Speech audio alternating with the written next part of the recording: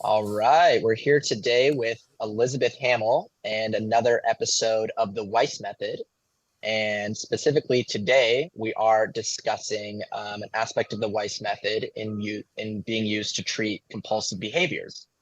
If you guys don't know what the Weiss Method is or want some background, you can check out our other episodes on how the Weiss Method works.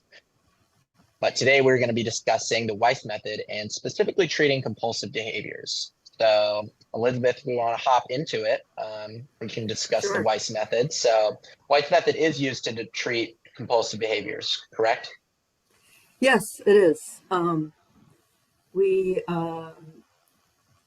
some of the more common ones like nail biting or hair pulling, things of that nature. But really, most, we can just call them unwanted habits. And of course, we've done previous episodes on the specifics, like alcohol or tobacco or marijuana, things of that nature. And compulsive behaviors is generally another unwanted habit that people have come to a decision in their life that they no longer want to have in their life anymore. And they find it difficult to stop it themselves. Um, so that's really where the Weiss Method comes in. We're here to help people make that final step in really regaining control over a part of their lives that they want to find new habits to implement. So that's, you may want to ask me, well, how do you do that? So, Absolutely. We're definitely going to get into that. We're definitely going to get into that. But just to kind of cover more, some of the ones that you do cover and have covered with the Weiss Method in the past, which compulsive behaviors do you focus on treating specifically? well, you know, we can really deal with just about any compulsive behavior that a person finds that they no longer want. It can be shopping, it can be gambling, it can be, constant scrolling through your social media feeds. Sometimes a lot of younger folks find that they burn up too much time doing things like that. And, like I said, there's hair pulling and nail biting. To a lesser extent, I would say cutting, but that is also a compulsive behavior. And depending on the severity of of the unwanted habit, um, really depends on how many treatments, and how long the treatment program needs to continue. So that is decided in the initial consult between practitioner and the client. Absolutely. And what are kind of some of, I know you went into it a little bit, what are some of the main causes of these compulsive behaviors to begin with? What's kind of some of the root causes? Yeah, that's a great question. And, those causes are as individual as the person themselves. Uh, you know, it's just everybody has a specific, individual, unique makeup that they're born with. And so different things will catch up in a sense. I don't mean ketchup and mustard ketchup, but they will catch up in a person's systems and cause things to not be all that healthy in the way of repetitive behaviors. Um, so to go a little bit deeper into that, we are designed each of our systems are designed, and the blueprint of the human is designed to store certain habits that we do repetitively. This is how we learn to walk. This is how we learn to ride a bike. Um, and, this is how we learn our skill set for life, and the life that we choose to lead. Um, so inside of that, we can do repetitive behaviors that then turn out in the end not to be so helpful to our lives. and um, or not to a person doesn't want to do them anymore, right?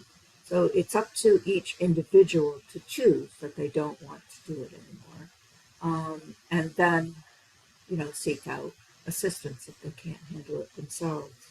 But I think the important thing here is to um, take on board that unwanted habits run the gambit of dependencies, addictions, um, habitual, compulsive, you know, uh, behaviors that all become unwanted when a person decides they don't want them anymore.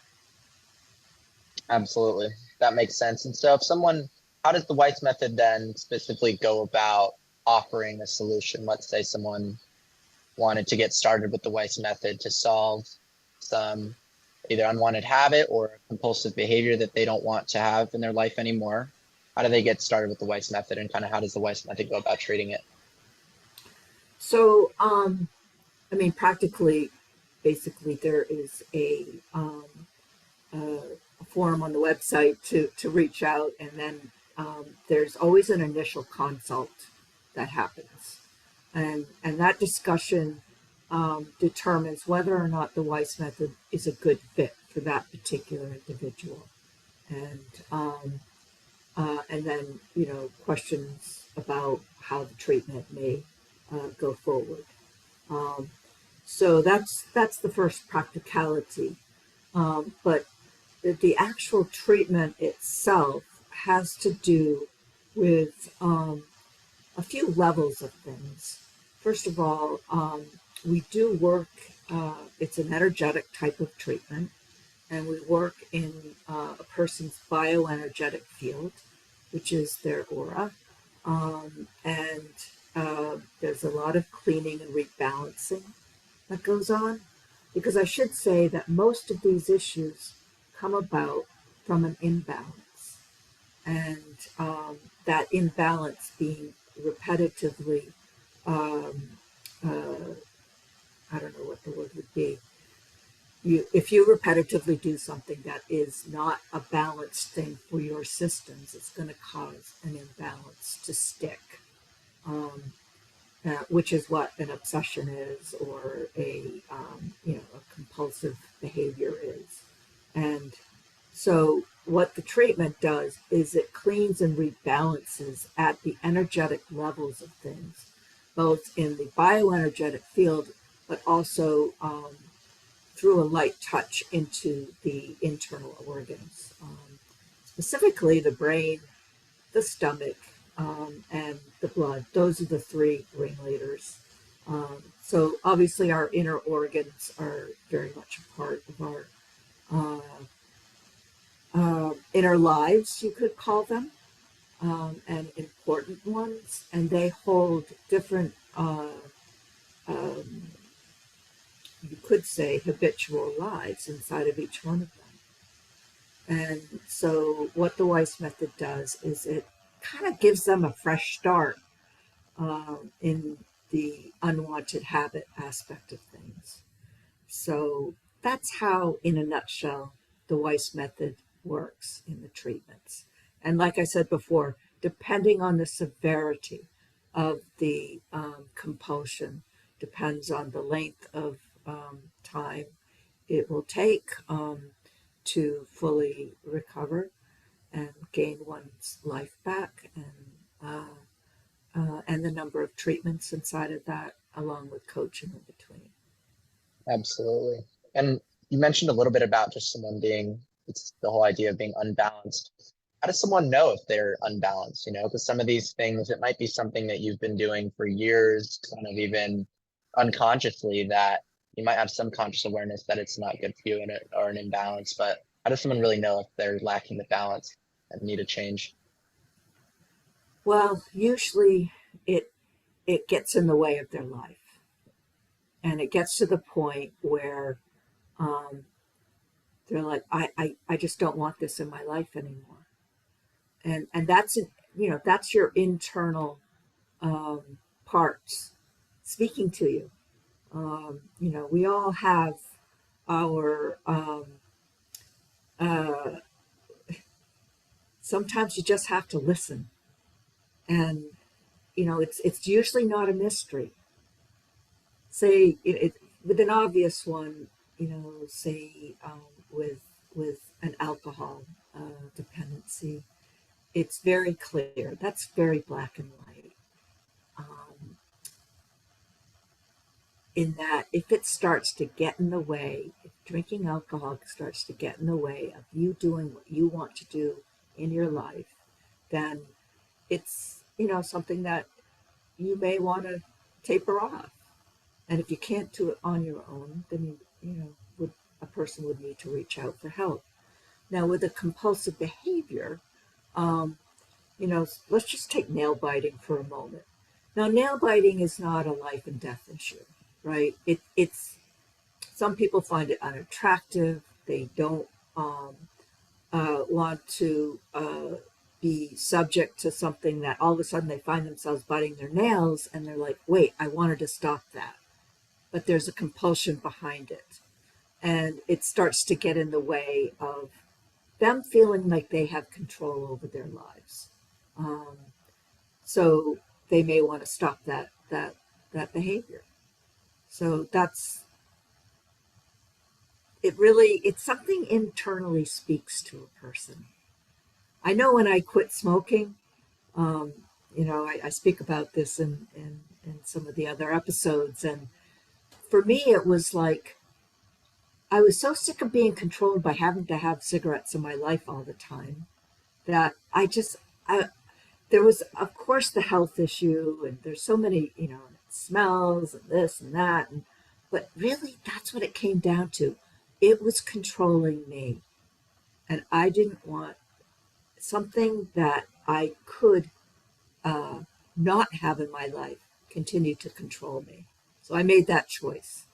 Um, and I'd made that choice many times, but it didn't work until I found the Weiss Method, which is why I became a practitioner. Got that little story in there. We go more fully into that in the nicotine cessation um, episode. But yeah, that's really how it is. It just becomes strong enough in a person that they don't want it anymore. Definitely. And when it's time, and if you're watching this video and, a lot of that, you just know internally that it's time for a change. And if you're in that camp, um, like she said, the easiest way to get started is filling out the form on the Weiss Method USA website and setting up an initial consultation and seeing if it's a good fit for you. And if it is, continuing to move forward, and, everyone's on a journey to better their lives and remove Yeah. things that aren't serving them. And this is one of those things. So yeah. Is there anything else that we want to chat about on this specific episode while we're here? I think we covered the basic points. I think if people have questions about it, um, you know, there's obviously no obligation inside of a consultation. It's free. Usually takes 15 to 20 minutes. So if you have further questions, deeper questions, please do reach out. We're here to help. Absolutely. Sounds great. Well, thank you guys for watching. If you have other questions about the Weiss Method, check out the website, check out the other episodes, and we wish you the best on your journey, one way or another. Well, this wraps up another episode of this week. Thank you guys for watching, and I hope you have a great day.